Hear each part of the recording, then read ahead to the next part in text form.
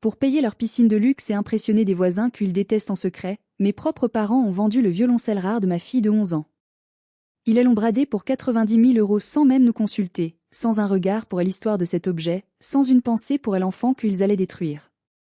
Quand ma grand-mère, la véritable propriétaire de l'instrument, a découvert ce qu'ils avaient fait, elle n'a pas versé une seule larme. Elle a simplement souri, un sourire glacial qui a fait baisser la température de la pièce de 10 degrés. Elle a sorti un dossier bleu de son sac à main en cuir usé et a prononcé 4 mots qui ont ruiné leur vie à tout jamais. Ce que je vais vous raconter aujourd'hui n'est pas seulement une histoire de vol ou de trahison familiale, c'est l'histoire d'un retour de karma instantané, brutal et absolument délicieux. Bonjour à toutes et à tous. Je suis ravie de vous retrouver pour partager ce récit qui, je l'espère, vous donnera la force de ne jamais vous laisser faire. Avant de plonger dans les détails sordides de ce drame qui a secoué notre famille à Limoges, j'aimerais savoir dès où vous m'écoutez aujourd'hui. Est-ce que vous êtes en France, au Canada, en Belgique ou ailleurs? Dites-moi dans les commentaires votre ville et quelle heure il est chez vous en ce moment. J'adore lire vos messages et voir à quel point notre communauté est grande et solidaire. Je m'appelle Morgane. J'ai 38 ans et je suis infirmière libérale. Mon quotidien, c'est de courir d'une maison à l'autre, de soigner des plaies, d'écouter les douleurs des gens et d'essayer d'apporter un peu de douceur dans des vies souvent difficiles. C'est un métier dur, qui demande de l'humilité et une patience infinie. Des qualités que mes parents, Hervé et Nadine, n'ont jamais possédées. Eux, ils vivent dans un monde des apparences, un monde où la valeur d'une personne se mesure à la marque de sa voiture ou à la taille de sa maison. J est une fille unique, Lou. Elle a 11 ans. Lou est ma raison de vivre. C'est une enfant calme, observatrice, avec une sensibilité à fleur de peau. Très tôt, elle a eu du mal à trouver sa place dans ce monde bruyant. Et puis, un jour, elle a rencontré la musique. Dès qu'elle a posé ses mains sur un violoncelle, quelque chose de magique s'est produit. C'était comme si elle avait trouvé sa voix, une langue qu'elle parlait couramment sans jamais l'avoir apprise. Dans notre famille, il y a une légende. Un violoncelle Gand et Bernardel, fabriqué à Paris à la fin du XIXe siècle. C'est un instrument d'une beauté époustouflante, avec un vernis rouge profond qui semble capturer la lumière. Il appartenait à ma grand-mère paternelle, Mamie Yvette. Mamie Yvette a 84 ans aujourd'hui. C'est une femme de fer, une ancienne institutrice qui a traversé les épreuves de la vie avec la tête haute et le dos droit. Elle vit désormais dans une résidence pour seniors, les Chênes, non loin de chez nous, car sa santé ne lui permet plus de vivre seule dans sa grande demeure. Quand Lou a montré des aptitudes exceptionnelles pour la musique, Mamie Yvette a fait un geste qui nous a toutes bouleversées. Elle a décidé de prêter son violoncelle à Lou.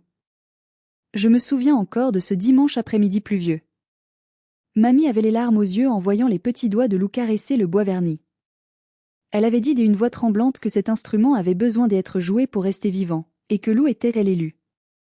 Cependant, il y avait un problème logistique majeur. Le violoncelle était extrêmement précieux et fragile. Comme je vis dans un petit appartement en centre-ville, mal isolé et humide, Mamie avait insisté pour que l'instrument reste stocké dans la salle de musique insonorisée et climatisée de sa grande maison familiale. Cette maison, c'est celle où mes parents, Hervé et Nadine, habitent actuellement. Il l'occupe depuis 20 ans, depuis que Mamie a commencé à se sentir trop seule dans ses grands murs. Et c'est là que le drame prend racine. Mes parents sont des retraités qui vivent bien au-dessus de leurs moyens. Mon père, ancien cadre moyen à la poste, et ma mère, qui n'a jamais vraiment travaillé par choix, adorent jouer aux bourgeois. Mais leur véritable obsession, c'est ma sœur aînée, Christelle. Christelle, 42 ans, est l'archétype de l'enfant roi qui n'a jamais grandi. Elle est égoïste, manipulatrice et perpétuellement insatisfaite. Elle a 2 enfants, Ben et Olivia, qu'elle élève dans le culte de l'enfant roi, tout comme elle. Christelle a toujours été jalouse de moi, et plus encore de la relation spéciale que j'y avais avec Mamie. Pour mes parents, Christelle est une victime incomprise, une artiste maudite qui mérite tout sans rien faire. Pour moi, c'est un parasite qui a drainé les finances et l'énergie de la famille depuis toujours. Chaque semaine, je conduisais Lou chez mes parents pour qu'elle puisse pratiquer sur le grand violoncelle. C'était notre rituel sacré. Lou s'enfermait dans la salle de musique, et pendant 2 heures, la maison résonnait de mélodies sublimes. Mes parents toléraient sa présence, mais ils ne l'écoutaient jamais vraiment. Pour eux, la musique classique était un bruit de fond, quelque chose de vieillot et d'ennuyeux. Ils préféraient passer leur temps à feuilleter des magazines de décoration ou à planifier des voyages qu'ils ne pouvaient pas se payer. La semaine dernière, l'atmosphère était particulièrement tendue. Christelle avait fait un scandale monumental lors du repas dominical. Elle voulait absolument une piscine creusée pour ses enfants. Elle hurlait que ses enfants s'ennuyaient l'été, que tous leurs amis avaient des piscines et que c'était une honte que Hélène n'en ait pas. Mes parents avaient soupiré, expliquant que Hélène n'avait pas les 60 000 € nécessaires pour un tel projet, sans compter les aménagements paysagers. Je pensais que la discussion était close, comme tant des autres caprices de Christelle qui finissaient aux oubliettes. Je n'avais aucune idée de la noirceur qui habitait le cœur de ma propre famille. Je ne savais pas que leur désir maladif de satisfaire Christelle allait les pousser à commettre l'irréparable. Je continuais ma vie, mes tournées de patients, mes factures, sans me douter que le sol allait se dérober sous mes pieds de la manière la plus cruelle possible. Ce mardi-là, le ciel était bas et gris sur Limoges. Une pluie fine et pénétrante tombait sans discontinuer. J'y ai récupéré Lou à la sortie du collège. Elle était excitée et nerveuse car elle préparait une audition très importante pour entrer au conservatoire régional. Elle m'a dit dans la voiture qu'elle maîtrisait enfin le passage difficile du concerto des Elgar. Nous avons roulé vers la maison de mes parents, impatientes d'entendre le son profond et chaleureux du violoncelle. Mais en arrivant dans l'allée de gravier, j'y ai senti une boule se former dans mon estomac. Il y avait des camions blancs garés devant le garage. Des bruits de machines lourdes. Et surtout, cette odeur âcre de terre retournée et de béton frais qui flottait dans l'air humide. Quelque chose n'allait pas. Mon instinct me criait de faire demi-tour, mais je devais savoir. Je me suis garé précipitamment, manquant d'écraser un tas de gravats qui n'était pas là 3 jours plus tôt. Je suis sorti de la voiture, suivi de Lou qui serrait son classeur de partition contre sa poitrine comme une protection dérisoire. Nous avons contourné la maison pour accéder au jardin arrière. Le spectacle qui s'offrait à nous était désolant. Le jardin, qui avait été autrefois la fierté de mamie Yvette avec ses rosiers anciens, ses hortensias bleues et ses allées soignées, ressemblait à un champ de bataille après un bombardement. Une énorme pelleteuse jaune trônait au milieu de la pelouse défoncée. Un trou béant, au contour irrégulier et boueux, avait englouti les parterres de fleurs que mamie avait mis des décennies à cultiver. Lou a poussé un petit cri. « C'est quoi ça, maman ?» a-t-elle demandé, sa voix tremblant de peur. « Je ne sais pas, chérie, ai-je répondu, tentant de masquer ma propre inquiétude. Nous sommes entrés dans la maison par la porte-fenêtre de la cuisine qui était restée ouverte. À l'intérieur, c'était le chaos. Des ouvriers traversaient le salon avec des bottes pleines de boue, sans aucune considération pour le parquet. Mais ce qui m'a frappé le plus violemment, c'est l'attitude de ma mère, Nadine. Elle était debout au milieu du salon, un verre de vin blanc à la main, vêtue d'une tenue de sport neuve alors qu'elle ne fait jamais de sport. Elle donnait des directives à un homme en bleu de travail, pointant du doigt les murs comme une reine donnant des ordres à ses sujets. Elle riait. Un rire fort, artificiel, qui résonnait étrangement dans cette maison sens dessus-dessous. « Ah, Morgane! Tu tombes bien !» s'est-elle exclamée en me voyant, comme si nous venions prendre le thé un dimanche après-midi. « Regarde un peu l'avancement. Les travaux ont commencé ce matin à l'aube. Christelle est aux anges, elle est partie acheter des maillots de bain pour les petits. » Je l'ai ignoré, mon cœur battant la chamade. J'y ai foncé droit vers le couloir du fond, là où se trouvait la salle de musique. J'y avais un mauvais pressentiment. Un pressentiment viscéral, de ceux qui vous donnent la nausée et vous glacent les veines. J'y ai ouvert la porte de la salle de musique. Et là, le temps s'est arrêté. Le monde a cessé de tourner. La pièce était vide. Non, pas simplement vide. Elle était dépouillée, violée. Le tapis persan, sur lequel Lou posait ses pieds, avait disparu. Les vieux fauteuils en velours rouge de mamie n'étaient plus là. Les étagères où reposaient les partitions anciennes étaient nues. Mais surtout, le coin sacré où trônait majestueusement le violoncelle sur son support en bois de rose, était désert. Il ne restait rien. Pas même l'étui rigide. Pas même le stand. Juste 4 petites marques circulaires plus claires sur le parquet, témoins silencieux de l'endroit où le support avait reposé pendant des décennies. Où est-il ? Ai-je murmuré, ma voix étranglée par la panique. Lou s'est glissé sous mon bras et a regardé la pièce vide. Ses yeux se sont remplis de larmes instantanément. Maman ? Où est mon violoncelle? Je me suis retournée, furieuse, une colère noire montant en moi comme une vague scélérate. Mes parents venaient d'arriver dans le couloir. Mon père, Hervé, essuyait ses lunettes avec un air faussement détaché, évitant soigneusement mon regard. Ma mère sirotait son vin, un sourire agacé sur les lèvres. Christelle venait de rentrer, des sacs de shopping plein les bras, un sourire suffisant aux lèvres. Où est le violoncelle de mamie? Ai-je hurlé. Ma voix a fait sursauter les ouvriers dans la pièce d'à côté et a fait vibrer les vitres. Oh, arrête de crier comme une hystérique, tu vas nous donner la migraine, a soufflé Christelle en levant les yeux au ciel, posant ses sacs sur une chaise. On a juste fait un peu de ménage. Cette pièce ne servait à rien, c'était un mausolée poussiéreux. Un ménage? J'y ai senti la rage exploser dans ma poitrine. Je ne parle pas du ménage. Je te parle de l'instrument. Où est le gant et Bernardel? Mon père a raclé sa gorge, mal à l'aise. Écoute, Morgane. On a dû faire des choix. La maison a besoin d'entretien, et ta sœur, enfin, les petits avaient vraiment besoin de cet espace extérieur pour s'épanouir. Et puis, soyons honnêtes, un instrument de cette valeur qui prend la poussière ici, c'était ridicule. C'était de l'argent qui dormait. Qui prend la poussière? Lou joue dessus 3 fois par semaine. C'est sa vie. Ai-je crié, les larmes de rage commençant à couler. C'est bon, elle peut jouer sur un autre violon, a coupé ma mère d'un ton sec et méprisant. On en trouve des très bien sur internet pour 200 €. Pas besoin d'un truc des antiquaires pour faire grincer des cordes et casser les oreilles de tout le monde. J'y ai cru que j'y allais m'évanouir. Il parlait d'un chef d'œuvre de lutherie française, d'un morceau d'histoire, comme s'il s'agissait d'un vieux meuble en kit bon pour la déchetterie. Vous elle avait vendu? Ai-je demandé, chaque mot pesant une tonne de plomb. Oui, a répondu Christelle avec un aplomb terrifiant, en sortant un bikini fluo de son sac. Et on en a tiré un très bon prix. De quoi payer la piscine, le terrassement, la terrasse en teck, et même le système de chauffage pour l'eau. Les enfants vont pouvoir se baigner toute l'année.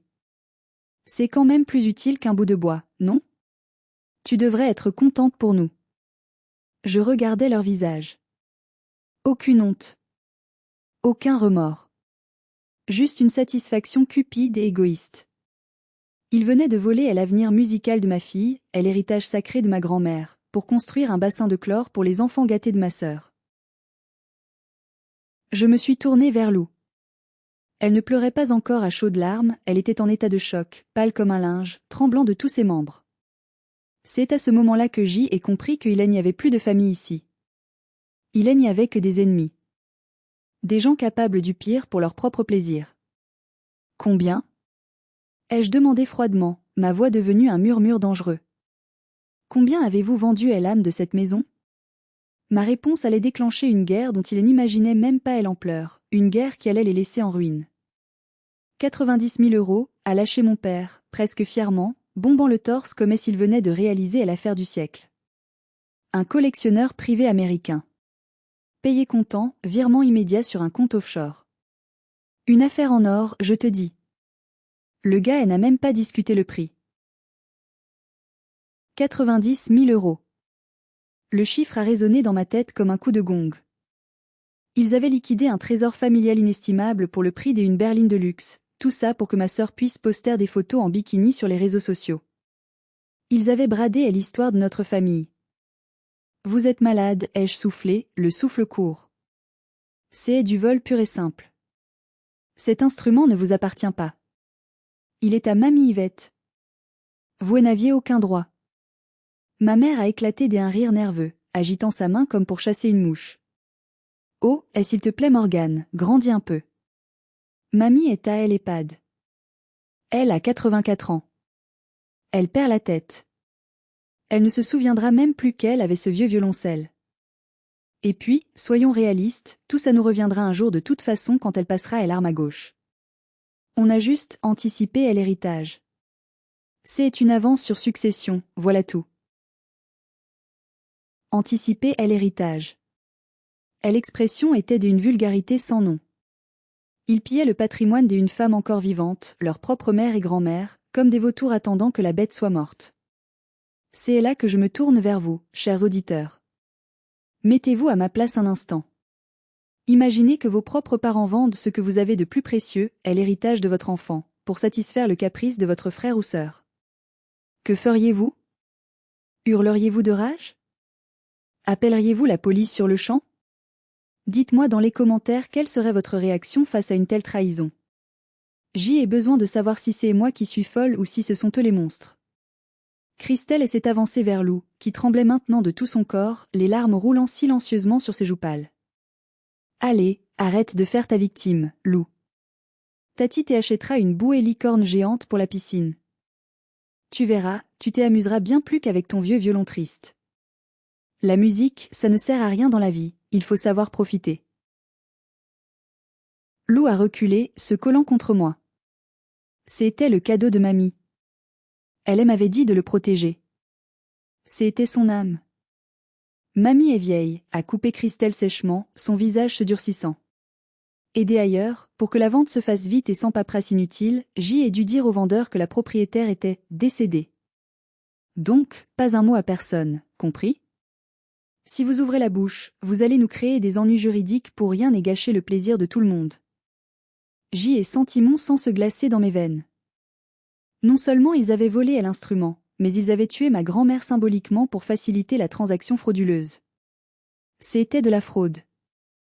C'était monstrueux. C'était criminel. Vous êtes ignoble, ai-je dit, ma voix tremblante de rage contenue, mes poings serrés si fort que mes ongles s'enfonçaient dans mes paumes. Vous ne verrez plus jamais Lou. Et croyez-moi, mamie va le savoir. Je vais tout lui raconter dès aujourd'hui. Mon père a soudainement changé de ton. Son arrogance a disparu pour laisser place à une menace sourde. Il s'est approché de moi, son visage rougeau à quelques centimètres du mien. Tu ne diras rien à ta grand-mère, Morgane. Si tu la contraries avec ses histoires, son cœur pourrait lâcher. Elle est fragile. Tu veux être responsable de sa mort? C'est ça que tu veux? Tu es ta grand-mère? Le chantage émotionnel. Leur arme favorite depuis toujours. Ils utilisaient la fragilité supposée de mamie pour couvrir leurs crimes abjects. Ils pensaient me tenir par la culpabilité. Ils pensaient que je serais la gentille fille qui se tait pour préserver la paix des familles, comme je l'avais toujours fait. J'y ai pris la main de Lou. Je l'ai serré fort pour lui transmettre un peu de ma force. Viens, ma chérie. On s'en va. Cet endroit pue la pourriture et le mensonge. C'est ça, fuyez. A crié ma mère alors que nous sortions, son verre de vin à la main.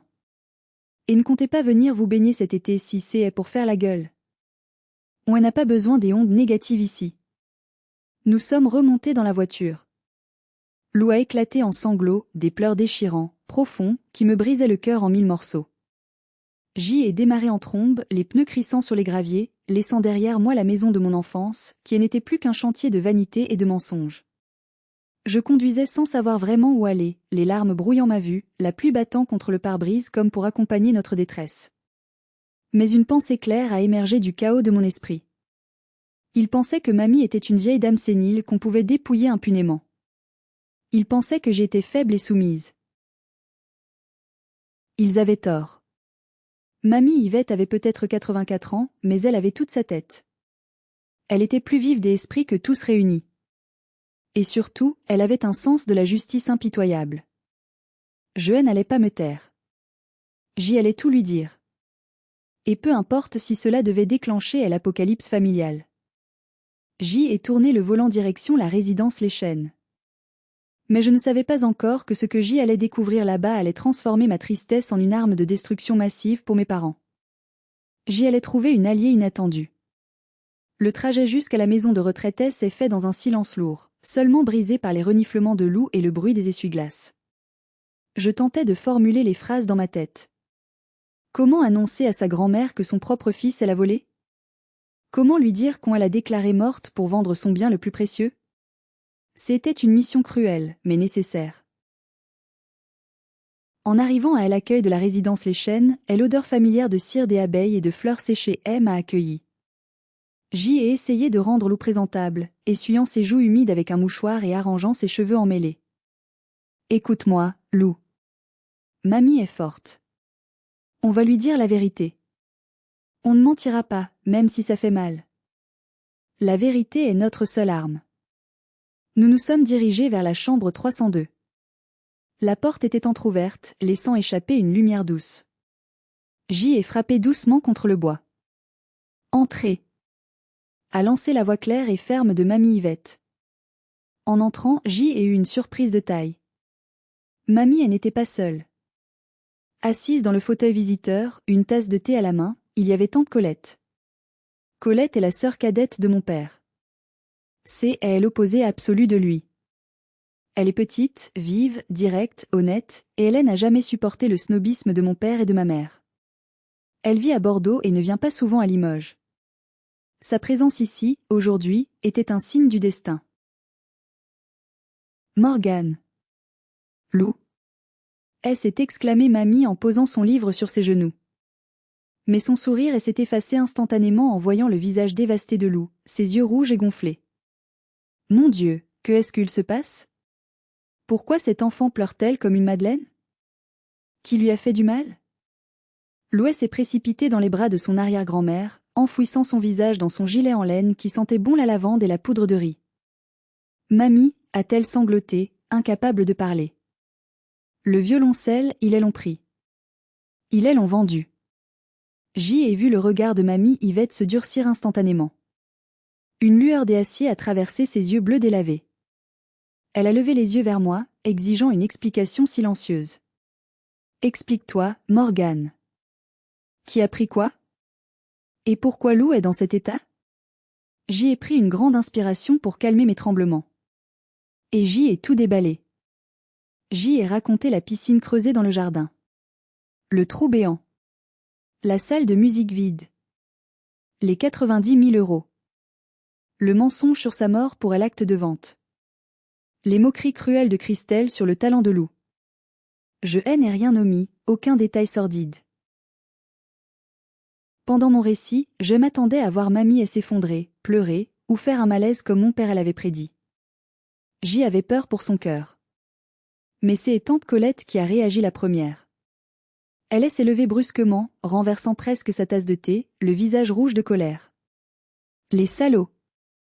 A-t-elle juré, oubliant sa politesse habituelle. Hervé a toujours été un égoïste fini, mais là, c'est criminel. Et Nadine qui le pousse. Je savais qu'il manigançait quelque chose de louche. Colette s'est tournée vers Mamie, les mains sur les hanches. Maman, tu sais ce qu'ils m'ont demandé la semaine dernière au téléphone? Ils m'ont appelé pour savoir si tu avais toujours ta parure de saphir et de diamant dans ton coffre à la banque. Ils m'ont dit qu'ils voulaient la faire estimer pour l'assurance. Je parie tout ce que j'y et qu'ils l'ont vendu aussi. Ils sont en train de te dépouiller pièce par pièce. Un silence glacial est tombé dans la pièce, lourd et oppressant. Mamie Yvette n'a pas bougé. Elle caressait doucement les cheveux de Lou, un geste machinal et apaisant. Son visage était impassible, comme sculpté dans le marbre, mais ses yeux brillaient d'une lueur froide, calculatrice, une lueur que je ne lui avais jamais vue auparavant. C'était le regard d'une stratège avant la bataille. Ils ont vendu mon gant et Bernardelle pour faire une pataugeoire, a-t-elle dit calmement. Ce n'était pas une question. C'était un constat, froid et définitif. Oui, mamie, ai-je répondu, la gorge serrée. Ils ont dit que c'était pour anticiper l'héritage. Mamie a doucement repoussé Lou pour la regarder droit dans les yeux. Lou, ma chérie. Sèche tes larmes immédiatement. Le violoncelle est un objet magnifique, c'est vrai, mais ce n'est qu'un objet en bois. Ce qu'ils ont cassé, c'est bien plus grave que du bois.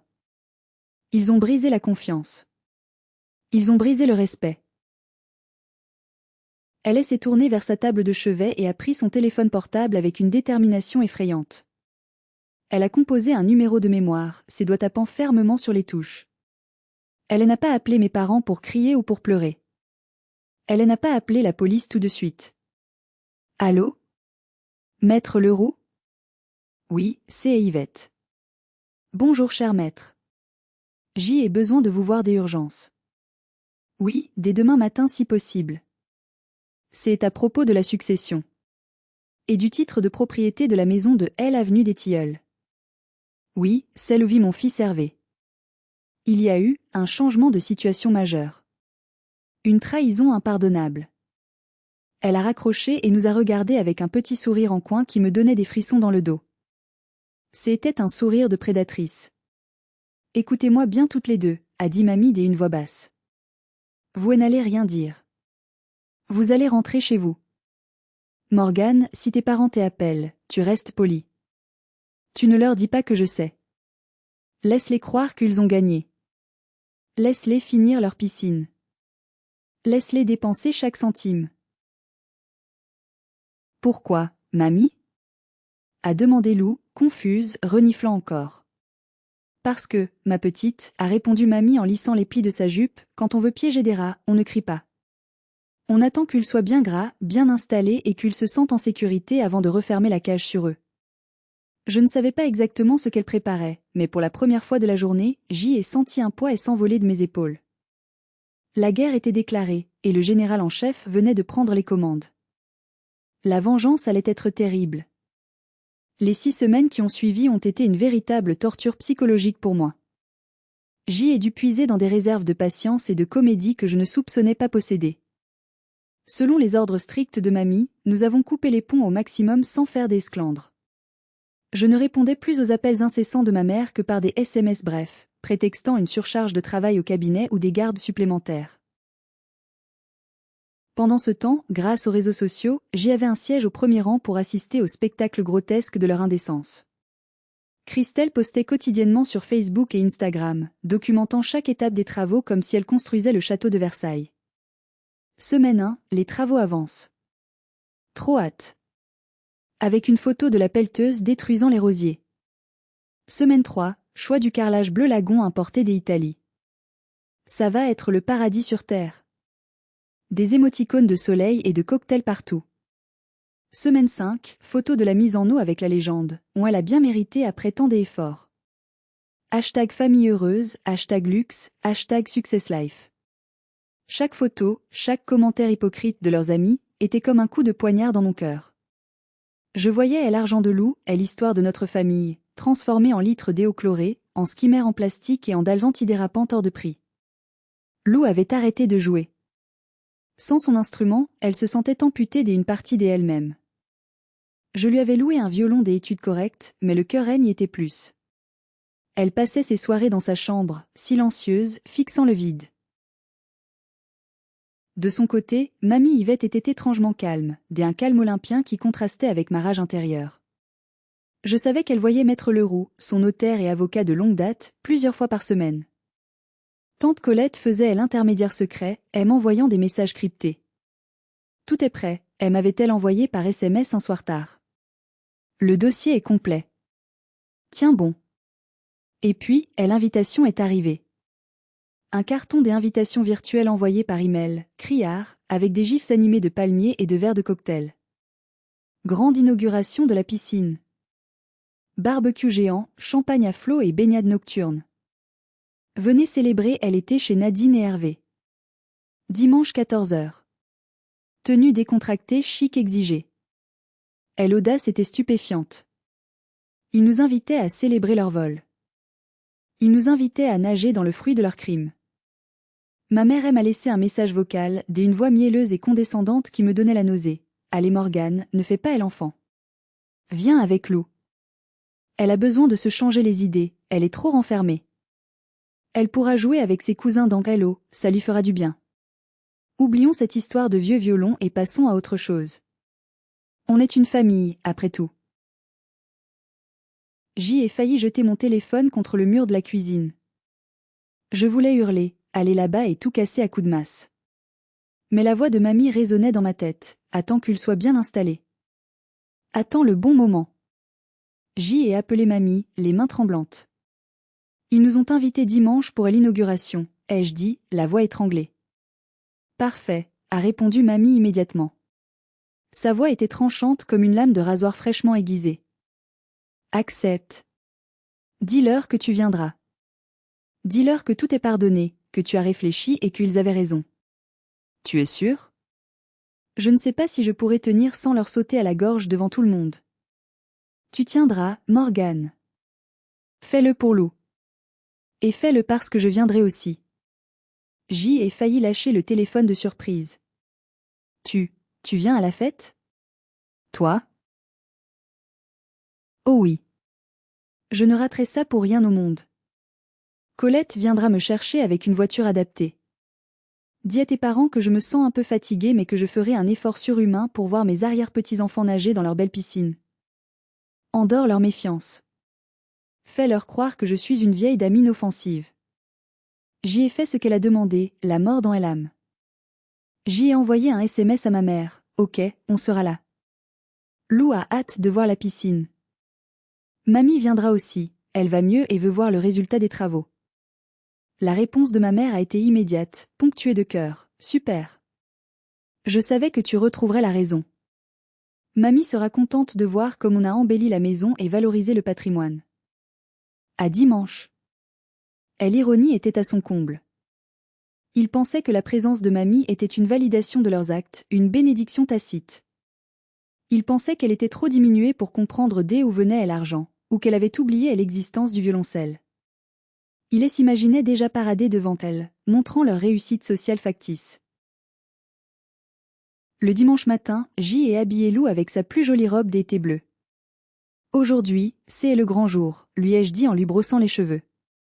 Aie confiance en mamie. Elle a un plan. Nous sommes montés dans la voiture.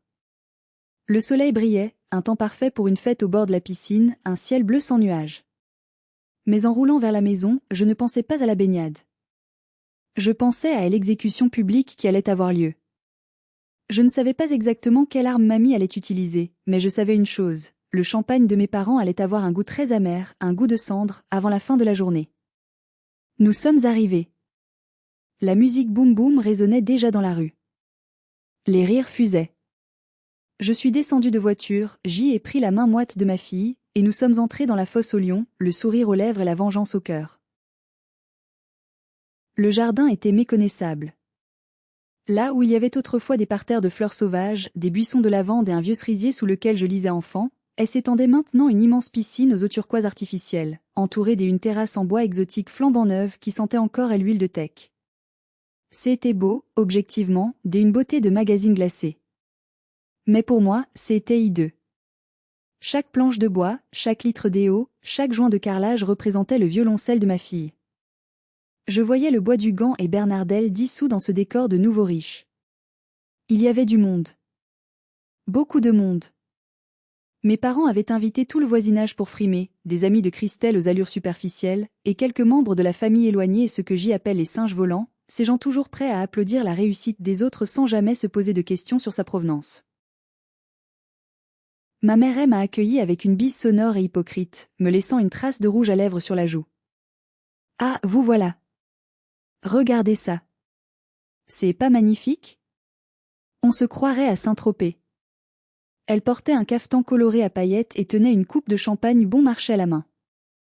Mon père était près du barbecue géant en inox rutilant, en train de faire griller des saucisses et des brochettes. Il portait un tablier humoristique ridicule. Christelle était allongée sur un transat double, lunettes de soleil de marque sur le nez, sirotant un cocktail, tandis que ses enfants hurlaient et s'éclaboussaient dans Hello avec une violence joyeuse. « Allez Lou, va te mettre en maillot !» a lancé Christelle sans même se lever, dès un ton traînant. « Hello est à 28 degrés, c'est pas comme ta douche chez toi. » Lou a secoué la tête et s'accrochant à ma main comme à une bouée de sauvetage. « Non, merci tata. Je ne veux pas me baigner. » Rabat-joie comme ta mère, a marmonné Christelle assez fort pour que je l'entende, déclenchant les rires de ses copines allongées à côté d'elle. L'ambiance était surréaliste.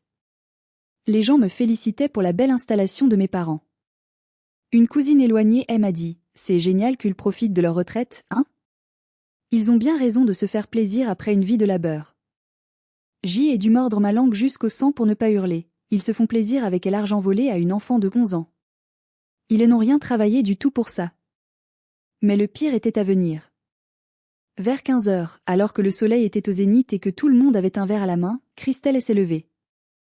Elle a tapoté sur son verre avec une cuillère pour demander le silence, imitant les manières des grands mondains. Un peu d'attention tout le monde. a-t-elle crié, son visage rouge d'alcool et de satisfaction. Je voulais porter un toast à mes parents formidables, Hervé et Nadine, qui nous offrent ce paradis aujourd'hui. Et aussi, je voulais faire une petite dédicace spéciale à ma nièce Lou, qui est là-bas dans son coin. Je me suis raidie. Tous les muscles de mon corps se sont tendus. Que est-ce qu'elle préparait encore? Christelle a sorti son téléphone, connecté à l'enceinte Bluetooth géante au bord de la piscine. On sait tous que Lou est soi-disant musicienne. Alors pour mettre l'ambiance et montrer ses talents, j'y ai retrouvé un vieil enregistrement d'elle quand elle débutait. C'est trop mignon, vous allez voir. Et là, dans tout le jardin, à un volume assourdissant, a résonné un son affreux. C'était un enregistrement vieux de 5 ans, quand Lou avait 6 ans et apprenait à peine à tenir l'archet. Des crissements, des fausses notes, des sons stridents et hésitants. C'était le son d'un apprentissage, pas de la musique. Christelle et ses amis ont éclaté de rire, se tenant les côtes. Tu vois Lou, a gloussé Christelle dans le micro improvisé, c'est pour ça qu'on a vendu le violoncelle. Franchement, la piscine fait un bruit beaucoup plus agréable que tes grincements, non? On a rendu service à l'humanité. Lou est devenue écarlate. Les larmes ont jailli de ses yeux. Elle a caché son visage dans ses mains. C'était de la cruauté pure, gratuite. Une humiliation publique calculée pour nous remettre à notre place, pour nous dire « Nous avons gagné, vous n'êtes rien, votre art ne vaut rien face à notre argent ». J'y ai senti une rage noire m'envahir, une rage meurtrière. J'y ai fait un pas vers Christelle, prête à la pousser tout habillée dans cette maudite piscine, prête à lui faire boire la tasse jusqu'à ce qu'elle s'excuse. Je voulais l'attraper par les cheveux. Pimpon. Pimpon. Le son strident d'une sirène a coupé net la musique et les rires gras. Tout le monde s'est figé. Les têtes se sont tournées vers le grand portail en fer forgé. Ce n'était pas la police. C'était une ambulance privée, blanche et jaune, suivie d'une berline noire très luxueuse aux vitres teintées. Le portail s'est ouvert lentement. L'ambulance s'est garée dans l'allée. Le chauffeur est descendu pour ouvrir les portes arrière et déployer une rampe d'accès.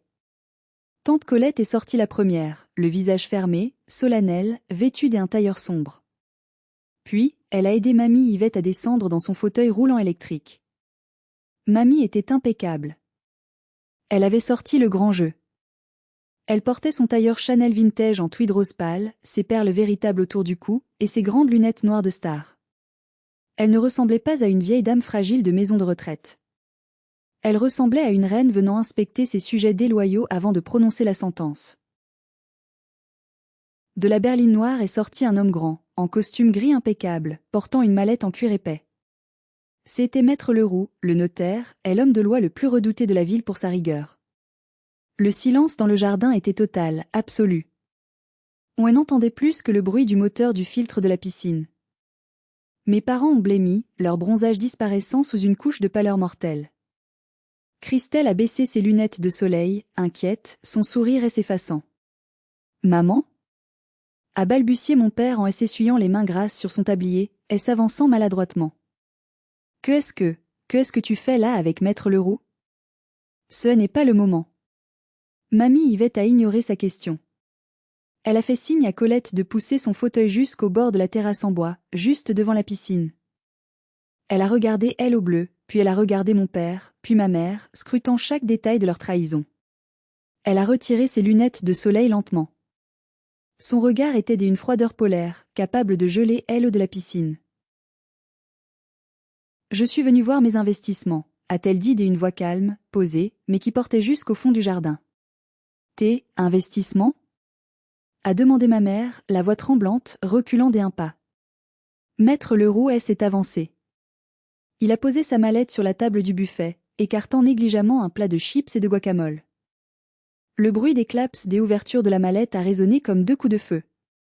Il a ouvert la mallette et en a sorti un dossier bleu épais, rempli de papiers officiels. « Mesdames, messieurs », a commencé l'avocat d'une voix de stentor. « La fête est terminée. Veuillez éteindre la musique et rassembler vos affaires. Nous avons des affaires urgentes à régler. » L'atmosphère avait changé du tout au tout. L'air festif et léger s'était évaporé, remplacé par une tension électrique, lourde de menaces.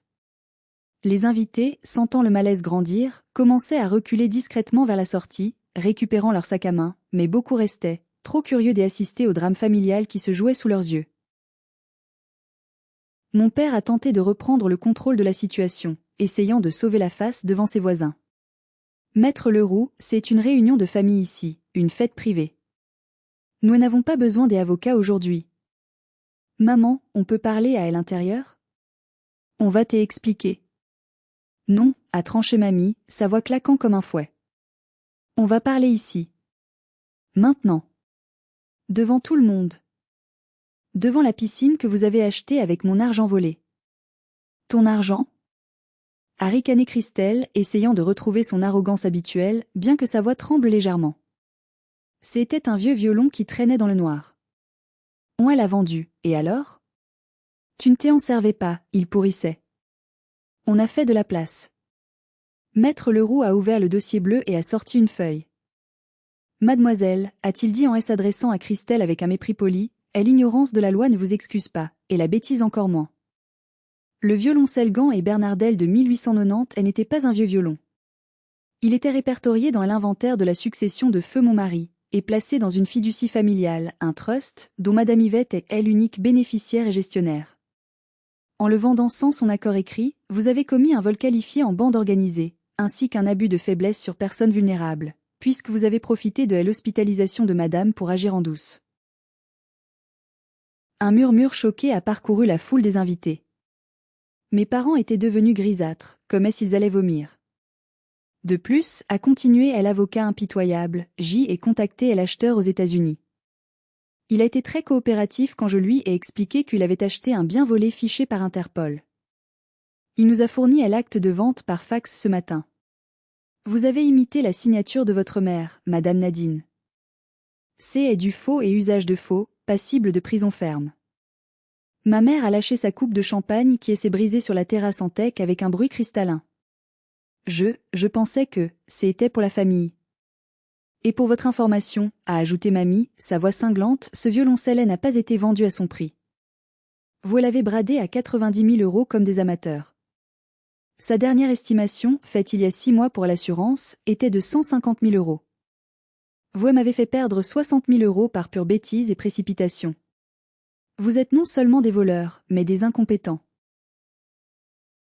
Hervé, mon père, transpirait à grosses gouttes, sa chemise collant à son dos. Maman, on te remboursera. On fera un échéancier. On te versera une rente. C'était pour les petits, pour qu'ils aient des souvenirs. La famille? Les souvenirs? Mamie a ri, un son sec, sans joie, effrayant. Tu oses parler de famille après avoir volé l'avenir de ta propre petite filou? Après m'avoir déclarée morte auprès de l'acheteur? Tu aimes à tuer pour une piscine, Hervé. Elle a fait un signe impérieux à l'avocat. Passez au point suivant, maître. Le plus important. Le coup de grâce. Maître Leroux a sorti un autre document du dossier. Un document ancien, jauni, avec un tampon rouge officiel de la conservation des hypothèques. Monsieur et madame, a dit l'avocat en fixant mes parents dans les yeux. Vous occupez cette maison à titre gracieux depuis 20 ans. Madame Yvette, propriétaire légale des lieux, vous a laissé l'usufruit par bonté de cœur pour vous aider à démarrer votre retraite. Cependant, il n'y a jamais eu de donation officielle ni de transfert de propriété. La maison appartient à 100% à Madame Yvette. J'y ai vu les yeux de ma mère s'écarquiller démesurément, comme si elle voyait un fantôme. Mais, c'est notre maison. On y vit. On a fait des travaux. La piscine. Mamie a souri. C'était le sourire que j'y attendais depuis des semaines. Celui du prédateur qui referme ses mâchoires sur sa proie. La piscine? A dit mamie doucement. Ah oui, cette piscine construite sans mon autorisation écrite sur MON terrain, en détruisant MON jardin historique? C'est une dégradation de bien immobilier autrui. C'est une raison suffisante pour rompre tout accord verbal de commodat. Elle s'est penchée en avant sur son fauteuil, ses yeux plantés dans ceux de son fils. Nadine, Hervé. Vous avez volé mon violoncelle pour construire cette horreur. Eh bien, profitez-en bien aujourd'hui.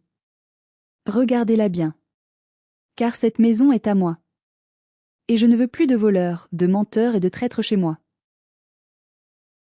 Elle a prononcé ces 4 mots fatidiques, détachant chaque syllabe pour qu'elle pénètre bien dans leur crâne. Dehors. Vous êtes viré. Le silence a été brisé par le cri hystérique de Christelle. Quoi? Tu ne peux pas faire ça. On a des enfants. On ne va pas à la rue. C'est inhumain. C'est drôle, a répondu mamie avec un calme olympien, vous n'avez pas pensé à elle enfant de Morgane quand vous l'avez dépouillée. Vous n'avez pas pensé à mon humanité quand vous m'avez volé. Elle a vidé expulsion est dans le dossier. Vous avez 60 jours pour vider les lieux. 60 jours, pas un de plus. Et je veux que vous me remettiez les clés du portail tout de suite. Mes parents étaient pétrifiés, transformés en statues de sel. Ils venaient de réaliser qu'ils avaient joué au poker avec le diable, qu'ils avaient tout misé sur la mort prochaine de la vieille, et qu'ils venaient de tout perdre. La maison, et l'argent, la réputation. Tout. Mais mamie, elle n'avait pas encore fini. Le coup de grâce arrivait, et il allait être financier. La scène était apocalyptique pour mes parents. Les invités, comprenant que la fête tournait au règlement de compte judiciaire, elles s'éclipsaient les uns après les autres, gênés, ne laissant derrière eux que des assiettes en carton à moitié pleines et une famille en ruine. Le silence revenait peu à peu, lourd et accusateur. 60 jours? A hurlé mon père, retrouvant soudain l'usage de la parole par la panique. Mais où veux-tu qu'on aille? On ne peut pas trouver un logement en 2 mois avec nos petites retraites. Et nos meubles? Et la piscine? On a mis toutes nos économies là-dedans. La piscine? Mamie a haussé les épaules avec indifférence. Je vais la faire combler dès votre départ. Je remettrai des rosiers et des arbres fruitiers. Je ne veux pas voir cette eau souillée par votre cupidité.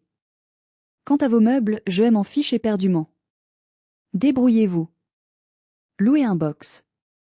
Vendez-les. Vous avez 90 000 euros, non? Ah non, c'est vrai, vous les avez dépensés dans ce trou rempli d'eau. C'est dommage. C'est à ce moment-là que mon père a tenté sa dernière carte, celle du pathétique, celle qui avait toujours marché avec sa mère par le passé. Il a porté la main à sa poitrine, grimaçant de douleur. Oh, mon cœur. Maman, tu vas me tuer? Je fais un malaise. Je ne me sens pas bien. Il a vacillé, essayant de s'appuyer sur le barbecue pour ne pas tomber. Personne n'a bougé. Pas même moi, elle infirmière. Je connaissais trop bien ces comédies pour échapper aux responsabilités. Tante Colette s'est avancée, les bras croisés. Arrête ton cinéma, Hervé. Ton cœur va très bien, le cardiologue a dit le mois dernier que tu avais le cœur d'un jeune homme.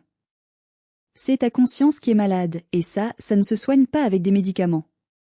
Elle s'est tournée vers les rares invités restants, principalement les amis proches de Christelle qui filmaient la scène avec leur téléphone. Vous savez ce qu'ils ont fait des autres, ces gens-là? Ils ont vendu les bijoux de ma mère. Des bagues de fiançailles en or. Des souvenirs de guerre de notre père. Tout ça pour payer les dettes de jeu de Christelle et ses vacances à Ibiza et l'année dernière. Ils ont vidé les coffres de famille. Christelle a bondi de son transat. C'est faux. Tante Colette, tu es une menteuse jalouse.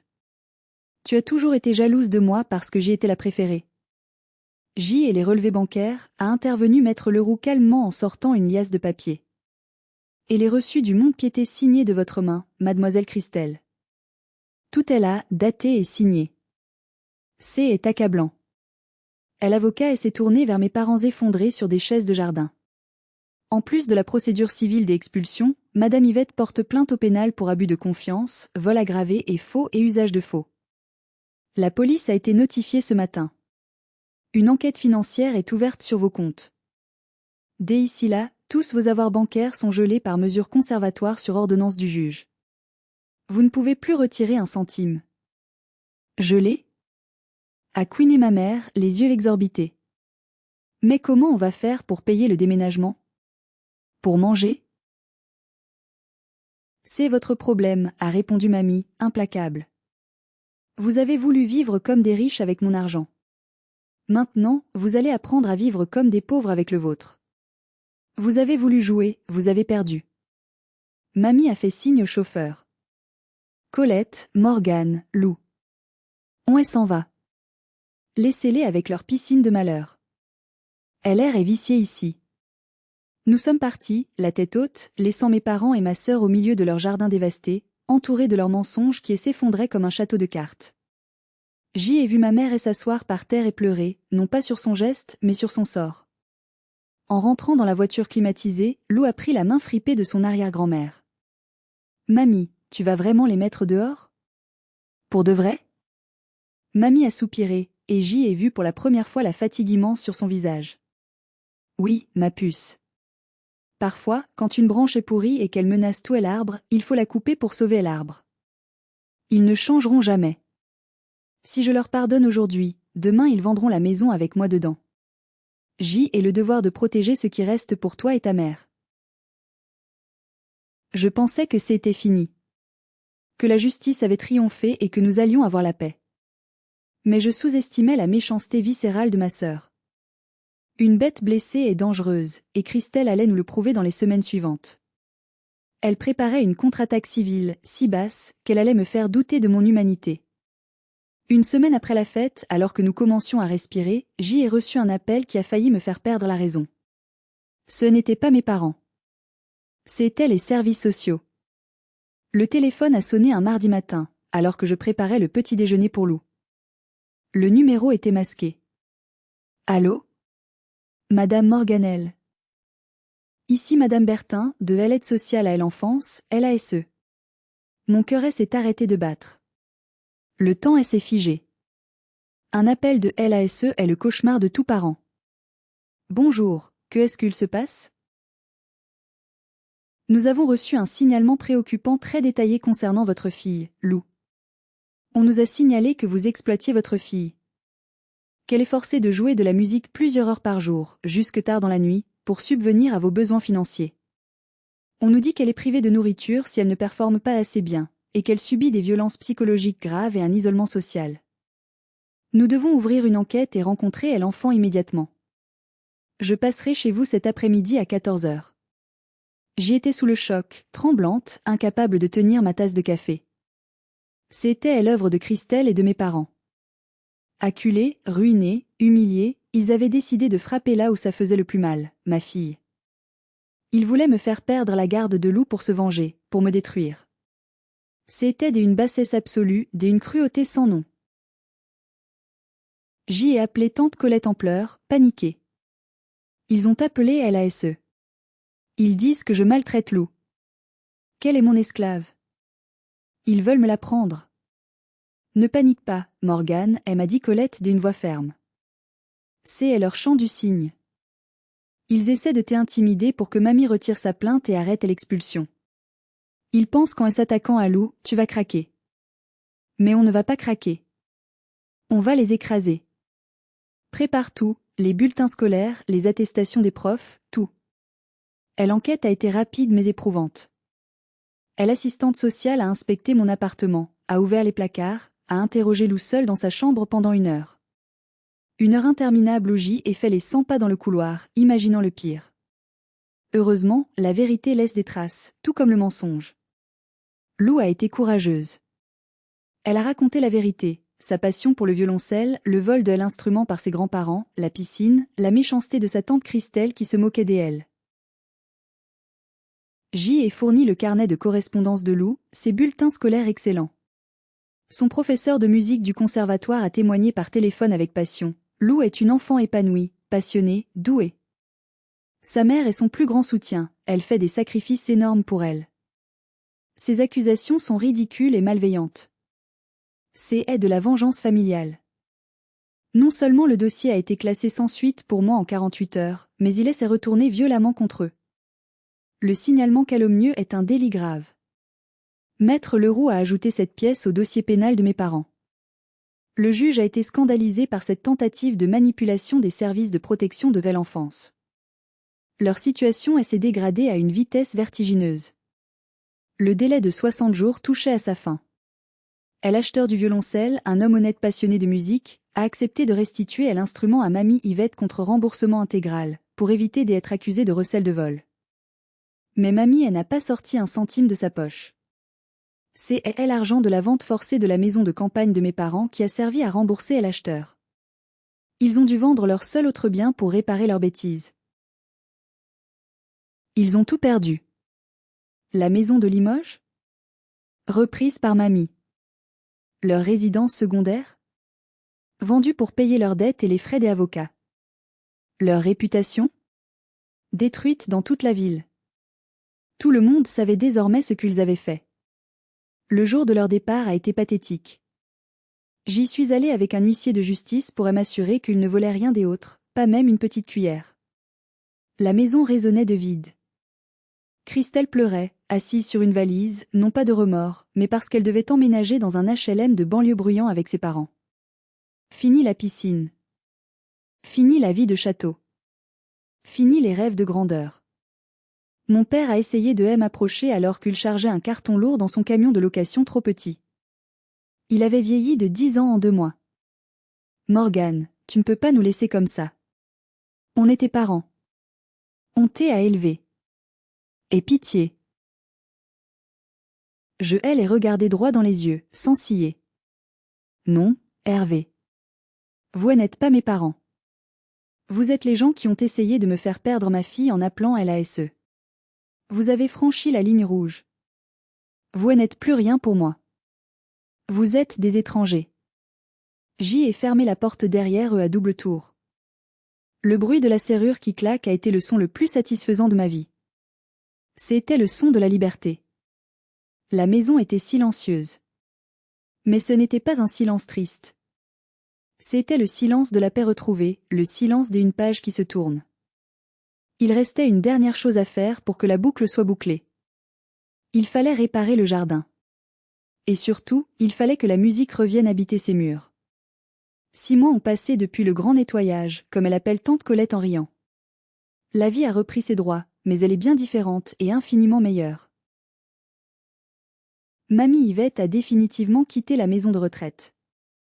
Elle est retournée vivre chez elle, dans sa grande maison de maître qu'elle aime tant. Mais elle ne voulait pas y vivre seule. Elle nous a proposé, à Lou et moi, de venir habiter avec elle. J'y ai rendu les clés de mon petit appartement sombre et humide. Aujourd'hui, nous vivons toutes les 3 dans cette belle demeure lumineuse. J'y aide mamie au quotidien, je veille sur elle, et Lou a tout l'espace dont elle a besoin pour grandir et s'épanouir. C'est une colocation joyeuse, intergénérationnelle, pleine de rire et de respect. Et la piscine? C'est la meilleure partie de l'histoire. Mamie a tenu parole. Elle a fait venir des camions de terre végétale. La piscine a été comblée à moitié pour en faire un magnifique bassin des agréments peu profonds, écologique, avec des nénuphars, des lotus et des carpes koi colorées, entouré d'un jardin japonais avec des érables rouges et des bambous. C'est un lieu de méditation et de calme, plus un lieu de vanité et de bruit. C'est devenu l'endroit préféré de Lou pour lire.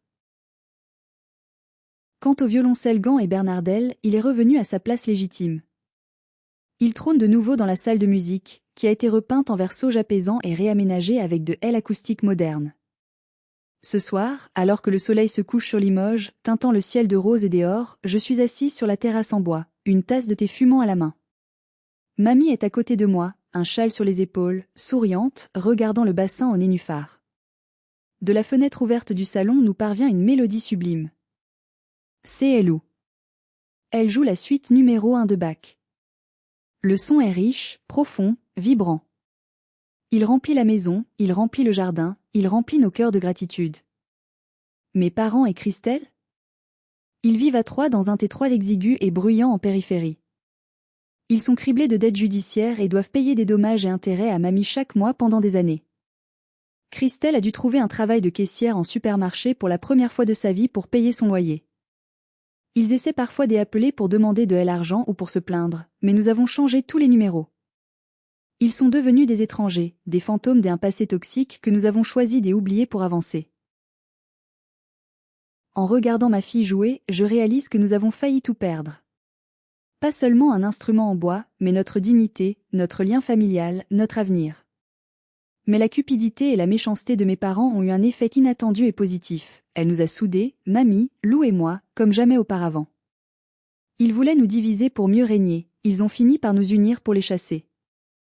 La musique s'arrête doucement. Lou apparaît à la fenêtre, son archet à la main, le visage rayonnant. C'était bien, mamie, demande-t-elle. C'était parfait, mon ange, répond mamie avec tendresse. Le violoncelle est heureux d'être rentré à la maison. Et nous aussi. Moi aussi, dit Lou avec un grand sourire. Cette histoire m'a appris une leçon brutale mais nécessaire. La famille, ce n'est pas le sang. Le sang, c'est juste de la biologie, du hasard génétique. La vraie famille, ce sont les gens qui vous protègent, qui vous respectent pour ce que vous êtes, et qui ne vendraient jamais votre âme pour un peu de chlore et de béton. Et vous? Avez-vous déjà vécu une trahison familiale impardonnable? Avez-vous dû couper les ponts avec des gens toxiques pour sauver votre peau et celle de vos enfants? Je veux connaître votre histoire, car le partage est notre force. Si cette vidéo vous a touché, s'il vous plaît, laissez un j'aime et partagez-la autour de vous. C'est le meilleur moyen de soutenir la chaîne et de dire non aux injustices familiales. Et surtout, abonnez-vous pour ne pas rater les prochaines histoires de résilience. Prenez soin de vous, et protégez ceux que vous aimez. À très bientôt.